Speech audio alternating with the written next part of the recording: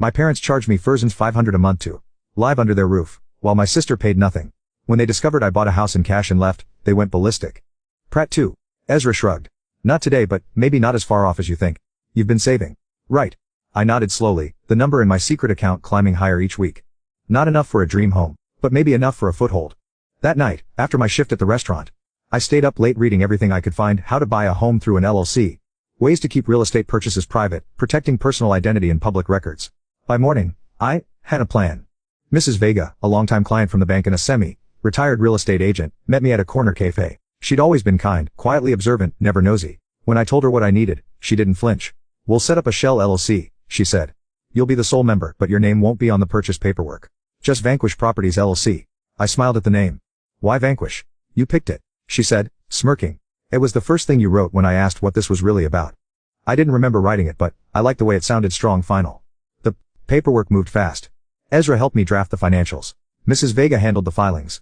And by the following week, I had a folder labeled with the LLC's name and a checklist titled Operation Exit. Each night, I packed a few boxes: closed books, old sketch pads, anything I didn't want left behind.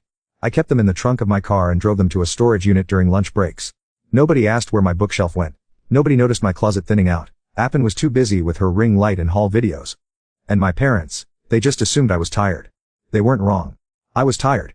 But for the first time, it didn't feel like surrender. It felt like planning. I chose a Tuesday. Everyone would be out. Aspen had a pilot's class. She only half attended but never skipped. Mom's book club met at the community center. Dad played plackleball with men who laughed too loud and clapped each other on the back like they were still in high school. I'd rehearsed the timing down to the minute. Ezra helped me load the heavier boxes into his trunk that morning under the excuse of a ride to work. The rest, my toiletries, the last drawer of clothes, my laptop, fit neatly into the back seat of my car. I left my key on my nightstand. On the kitchen table, I placed a single sheet of paper, folded in half. The front read simply, Lona. Inside: Eve, as of today, I am moving out. Rent is no longer due. The internet and all other services attached to my name will be disconnected within 24 hours.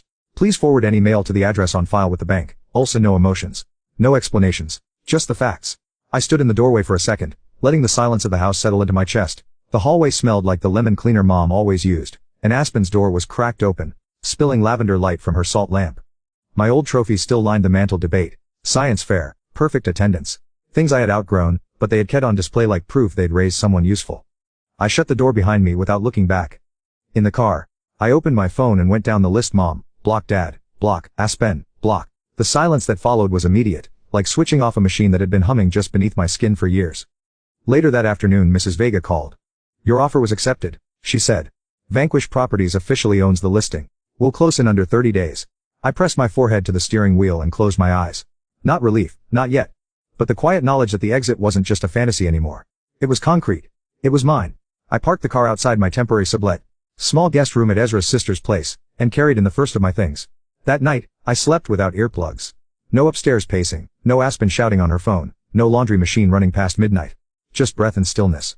And the next morning, when I checked my savings, I added a new line beneath the total: final rent paid none. They found me faster than I expected. The letter must have arrived that morning: a plain envelope, black ink, addressed to current resident. Inside, a formal notice that the mortgage on their home had officially transferred to Vanquish Properties LLC, effective immediately. Mrs. Vega texted me a photo of my mother's face as she retrieved the mail, pale, open-mouthed, clutching the paper like it might bite her. My father stood behind her, scanning the page with tight, angry eyes. By evening, they were at my door. I watched them through the peephole: my father in a stiff polo shirt, jaw clenched, my mother wringing her hands, Aspen behind them, arms crossed, sunglasses perched on her head like armor. I opened the door halfway, stepping into the threshold. Lona, Mom began, voice light like nothing had happened. We got a letter. Some company took over the mortgage. We think there's been a mistake. There hasn't? I said. Dad's brow furrowed. You know anything about Vanquish Properties? I do. I didn't say more. I didn't need to. Mom shifted, glancing nervously at Aspen. Sweetheart, Aspen's gonna need a place to stay while we figure this out. Just temporarily. You've always been so responsible. I nodded thoughtfully. Garage catch. $500 a month. Late fees apply.